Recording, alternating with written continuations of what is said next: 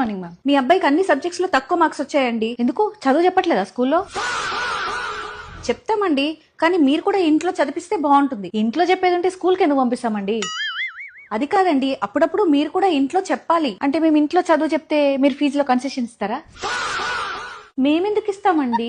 అంటే చదువు చెప్తున్నందుకు మీరు ఫీజులు తీసుకోవచ్చు, కానీ మేము చదువు చెప్తున్నందుకు మేము కన్సెషన్ తీసుకోవద్దా?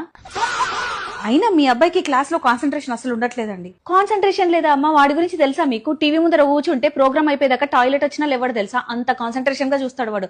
మ్యాటర్ ఏంటంటే మీరే వాడు కాన్సన్ట్రేషన్ చేసేలాగా చెప్పట్లేదు. క్లాస్ లో సబ్జెక్ట్ అందరికీ అర్థమవుతుంది, మీ అబ్బాయికి తప్ప. అంటే క్లాస్ లో అందరికీ బాగా చెప్పి నా కొడుక్కి సరిగా చెప్పట్లేదు చదువు అంటే ఫీజు ఇచ్చేసేయండి, ఫస్ట్ నేను కట్టిన ఫీజు ఇచ్చేసేయండి. లేదండి, మీ అబ్బాయి చాలా బాగా చదువుతున్నాడు. మరి ఇందాక చదవట్లేదు అన్నారు. చదివిస్తాం, చాలా బాగా చదివిస్తాం. నెక్స్ట్ టైం ఫస్ట్ ర్యాంక్ వస్తుంది, బాగా చదివిస్తాం. థ్యాంక్ యూ, వెళ్తానండి.